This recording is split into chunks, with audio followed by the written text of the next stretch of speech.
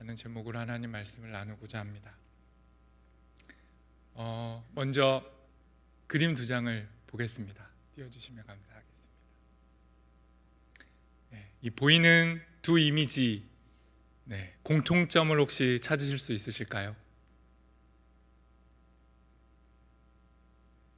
그래도 인기 있는 프로그램인데 제목에서도 유추하실 수 있겠지만 두 프로그램 모두 다 혼자 사는 사람들의 이야기입니다. 혼자 사는 사람들의 이야기죠. 다음 이미지도 하나 보여주시면 좋겠습니다. 우리 사회 어느 순간부터 이 혼자 무언가를 하는 이 혼 썸띵이라는 말이 번지기 시작했습니다. 혼자서 밥을 먹고요, 혼자서 영화를 보고, 혼자서 여행을 가고, 혼자서 쇼핑을 하고, 혼자서 술을 마시고, 혼자서 무언가 한다라는 이 혼밥에서 시작된 이 혼썸띵이 급속도로 확산되었습니다. 어느 그 빅데이터 전문가에 의하면요, 이 단어가 검색어로 이제 검색이 되기 시작한 것은 2013년에 처음 혼밥이 검색되기 시작됐다고 합니다. 그리고 이후 2018년이 되자 이 혼밥에서 파생된 이 혼땡땡이라는 단어들이 무려 39개로 확산이 됐고요. 2020년, 바로 작년 코로나가 있었던 한 해에는 무려 65개의 단어들이 새로 생기고 검색되었다고 합니다. 이 말이 의미하는 것은요, 코로나로 인해서 갑자기 우리가 혼자 생활하는 문화가 우리 사회에 정착한 것이 아니라 코로나 이전부터 혼자서 무언가를 하는 문화는 우리 사회에 퍼져 있었습니다. 그런데 2020년 코로나로 인해서 혼자 생활하는 이 문화가 급속도로 빠르게 퍼져버린 게 문제인 거죠. 준비하지 못했고 예상하지 못했는데 혼자서 무언가를 해야만 하는 문화가 코로나로 인해 확산된 겁니다. 물론 재택근무, 원격근무, 원격 교육 같은 혼자서 할 수 있는 일들은 기술적으로 이미 완비가 되어 있었습니다. 그런데 천천히 보다 시간을 두고 정착될 줄 알았던 이 새로운 문화가 코로나로 인해서 우리가 전혀 기대하지 못했던 때에 갑자기 들어 닥친 것입니다. 그리고 코로나로 인해 혼자 해야만 하는 이 변화 속에서 교육도 피해갈 수가 없었습니다. 그래서 코로나로 인해서 교육은 급격한 변화를 맞이했는데요, 그것이 바로 온라인 수업입니다. 일반 학교는 지금도 그렇고 코로나로 인해서 온라인 수업으로 전환이 되었습니다. 보통 학교라는 고정된 장소, 현장 중심의 수업이 이제는 유러닝이라고 하는, 유비쿼터스 러닝이라고 하는 기술 덕분에 장소의 제약을 받지 않고 사이버 공간에서 교육이 이루어지는 것이죠.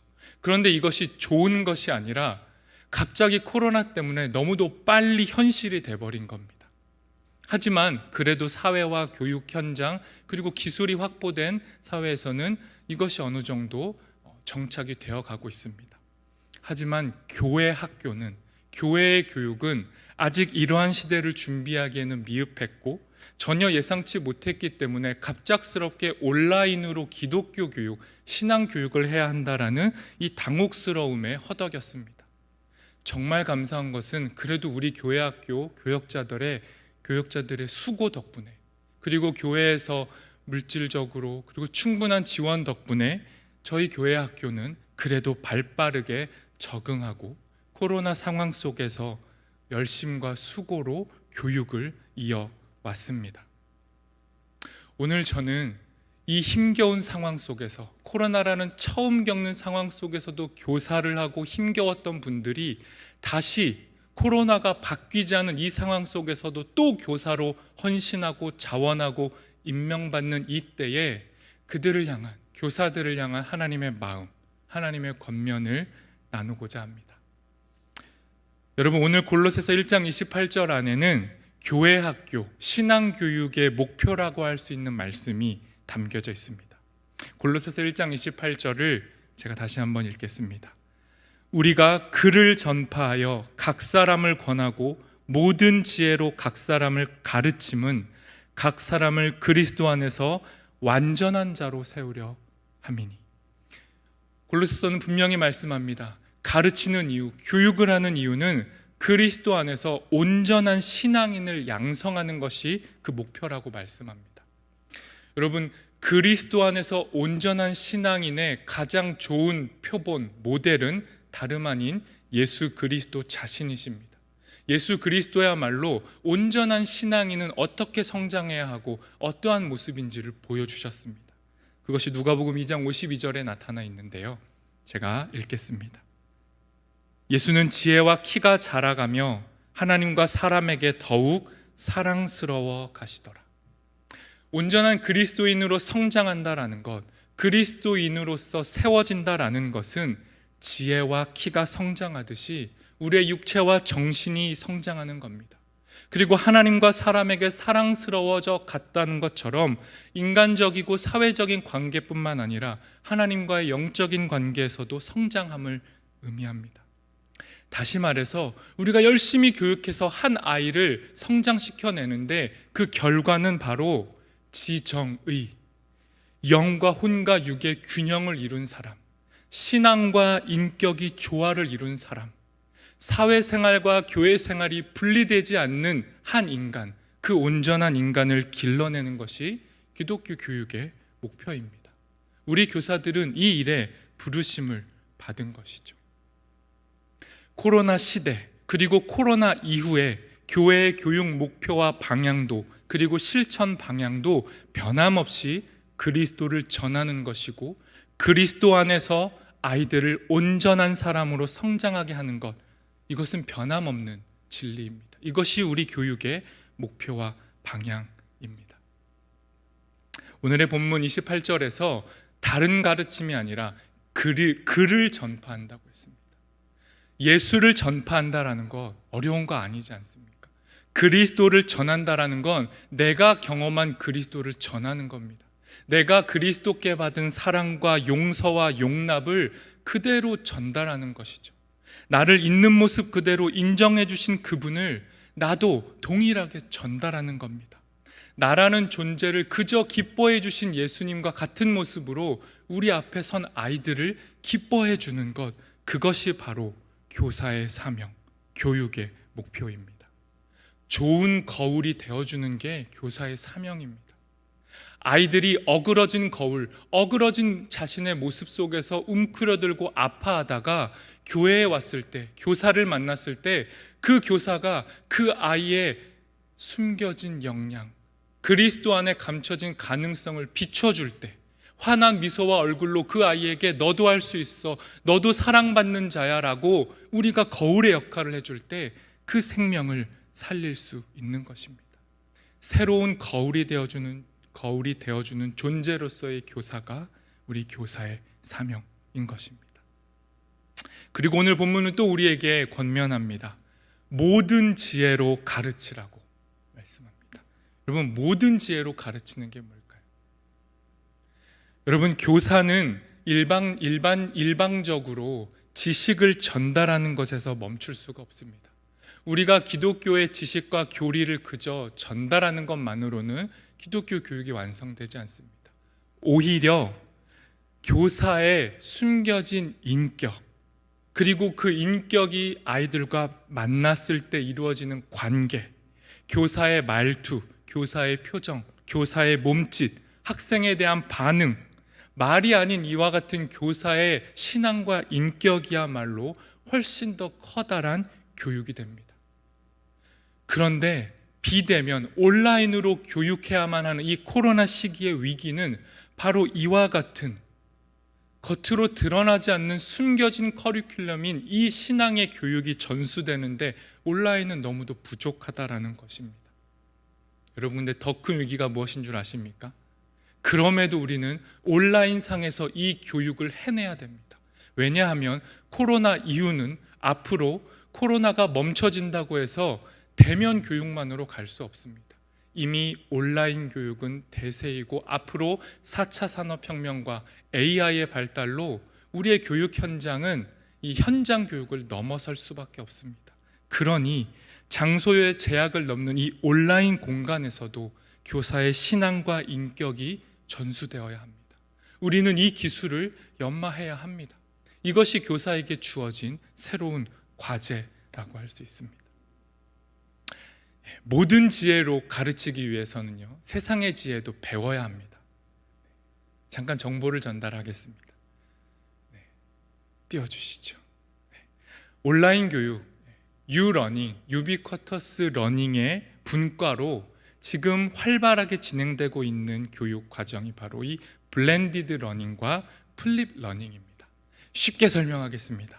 이 블렌디드 러닝은 온라인 교육과 오프라인 교육이 섞여 있는 겁니다. 그런데 섞여 있지만 더 쉽게 말하면 온라인 상에서도 교사가 일방적으로 가르치고 오프라인 상에서도 교사가 주도적으로 교육을 담당합니다. 그러니 이 블렌디드 러닝은 일방적인 주입식 교육에 가깝습니다.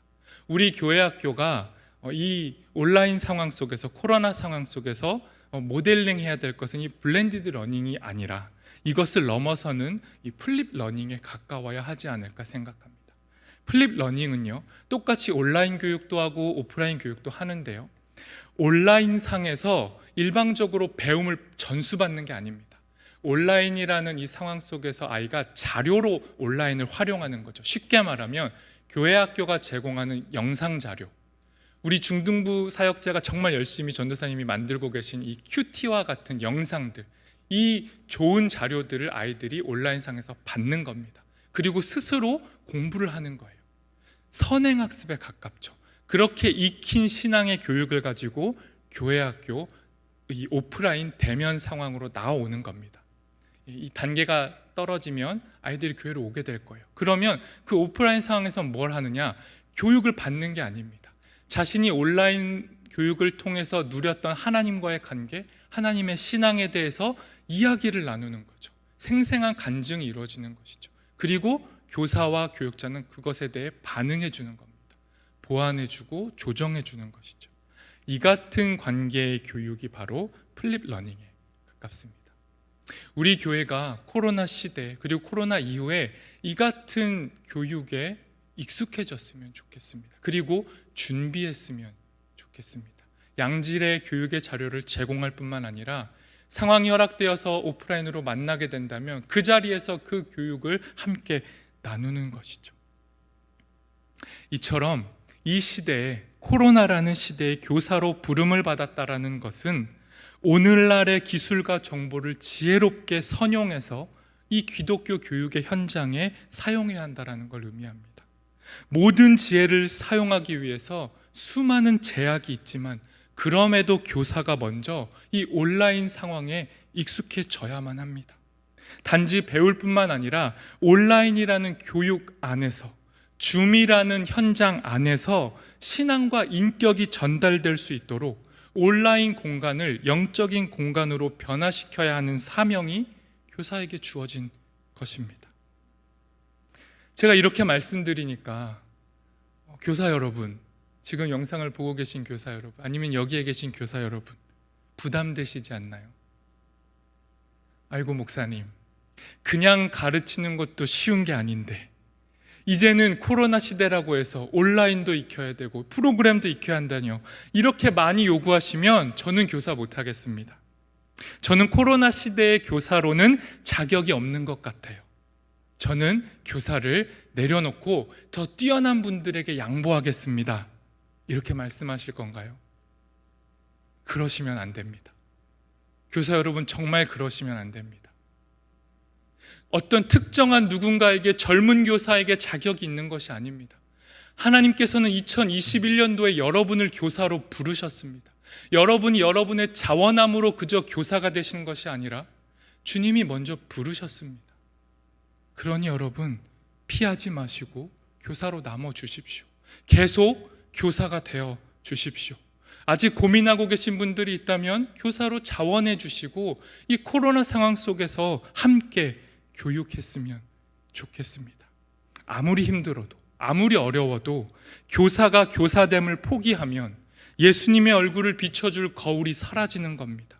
거울이 사라지면 우리 아이들은 예수님의 얼굴을 볼 수가 없습니다. 우리 29절 말씀도 함께 읽도록 하겠습니다. 29절 말씀 제가 읽겠습니다. 이를 위하여 나도 내 속에서 능력으로 역사하시는 이의 역사를 따라 힘을 다하여 수고하노라. 여러분, 코로나 시대에 교사 된다는 건 그 어느 때보다 힘을 내셔야 한다라는 겁니다. 이게 분명 부담이실 텐데요. 그러나 여러분, 피하지 마시고 힘을 내셔야 됩니다. 힘을 다해 수고를 해주셔야 됩니다. 그런데 중요한 것은요, 교사만, 오늘 임명받는 교사만 수고하고 힘을 내야 하지 않습니다. 이제는요, 가정도 함께 힘을 내주셔야 됩니다. 가정의 부모가 먼저 자신들이 교사임을 자각하셔야 됩니다. 가정 역시 또 다른 학교임을 자각하고 인정하셔야 됩니다. 원래도 가정에서 교육해야 된다 말을 많이 했죠. 그런데 코로나 시기에는 더더욱 가정과 교회가 연계되어야 합니다. 가정에서 이루어지는 살아있는 일상의 신앙교육을 통해 부모를 통해 먼저 보고 경험하는 그 하나님의 사랑을, 그 선행학습을 가지고 교회에 나와야 돼요.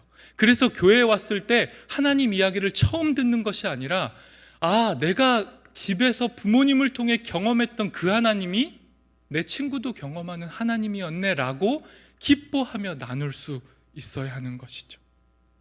가정은 하나님의 은총이 수직적으로 내려오는 은총의 매개라 했습니다. 코로나 시기에 더 많은 시간을 가정에서 아이들이 보내요. 부모님들이 부담스러우시겠지만 아이들과 함께 가정에서 있으셔야 하잖아요. 그 시간을 허비하지 마시고 가정 예배를 회복하시고 진실로 말씀과 기도로 자녀에게 본을 보이고 양육해 주셔야 합니다. 기독교 교육은, 코로나 시기의 기독교 교육은 가정에서 먼저 시작되어야 합니다. 부모님들, 부모님도 교사이십니다. 오늘 교사로 임명 받으셔야 합니다. 가정에서 양질의 교육이 이루어질 수 있도록 교회학교의 교회학교 사역자들과 우리 교회가 힘써서 생명의 말씀을 공급할 것입니다. 그 생명의 말씀을 가정에서 활용하셔서 영상을 통해, 자료를 통해 그것을 허비하지 마시고 자녀들과 신앙의 삶을 나눠주시기를 부탁드립니다. 이 생생한 신앙의 경험, 교회라는 현장을 벗어난 가정도 새로운 교육의 공간으로 탈바꿈하는 이 시대에 교회와 가정이 플립 러닝을 이루어냈으면 좋겠습니다. 그리고 마지막으로 가정뿐만 아니라 오늘 임명받으시는 교회학교 선생님들, 죄송한 말씀이지만 올 한 해 조금 더 힘을 다해 수고해 주십시오. 전보다 더 많이 수고해 주셔야만 합니다. 그래야 교육할 수 있습니다. 우리의 힘으로는 이 불가능한 신앙 교육의 과정을 골로새서 말씀처럼 우리 속에서 역사하시는 성령님의 능력을 의지해서, 성령님의 능력을 따라서, 내가 앞서지 않고 그분의 뒤를 따라서 그의 인도하심에 따라 힘을 다해 주십시오. 수고해 주십시오. 이 수고가 아니면 하나님의 사람을 결코 세울 수 없습니다. 말씀을 정리하겠습니다. 교회 교육의 궁극적인 목표는 예수님을 전하고 예수님의 사람을 세우는 것입니다. 그래서 교사가 먼저 예수님의 사람으로 세워져야 됩니다. 지쳐있고 힘들고 코로나 때문에 어려워요. 그 상황에 잠식당하지 않고 그 지친 우리를 포기하지 않고 다가오시는 예수의 사랑에 교사가 먼저 노출되어야 합니다. 그 은혜가 교사에게 있기를 소망합니다. 이 사랑에 노출되신 교사는 이 능력을 이제 학생들에게 흘려보내 주십시오. 줌 다룰 줄 몰라요. 전화 신방 아이들 안 받아요. 아이들 싫어해요. 부담스러워해요. 이 고백을 넘어서서, 그럼에도 이 코로나 상황 속에서도 변함없이 너라는 존재를 사랑하시는 분이 있어. 너라는 존재를 이유 없이 사랑하시는 분이 있어. 나도 너를 사랑한단다 라고 이 메시지를 전해주십시오. 어떠한 방법이든 상관없습니다. 줌을 통해서건, 전화를 통해서건, 신방을 통해서건, 직접 만나는 것을 통해서건 상관없이 카톡의 문자 하나라도 우리 아이들에게 이 메시지가 전달되었으면 좋겠습니다. 멈춰지지 않고 전달되었으면 좋겠습니다. 온라인 교육 분명히 어렵습니다. 하지만 교사가 끝까지 포기하지 않고 이 학생들과의 끈을 어떻게 해서든 연결하려고 하는 이 노력이 상실되면 기독교의 교육은 정말 종말을 맞이할지도 모릅니다. 교사로 임명되는 오늘의 교사뿐만 아니라 가정에 속한 우리 부모님들도 함께 교사로 임명되었으면 좋겠습니다. 그리고 이 온라인 이 코로나 상황 속에서 우리를 그럼에도 교사로 부르시는 이 하나님의 부르심에 응답하고 반응하고 헌신하는 우리가 되기를 소망합니다. 가정과 교회가 한 몸을 이뤄서 한 생명을 품어내는 교육, 다변화하는 상황 속에서도 예수님께 받은 사랑을 전파하려고 열심과 수고로 헌신하는 우리 한영교회 되기를 간절히 소망합니다. 기도하겠습니다.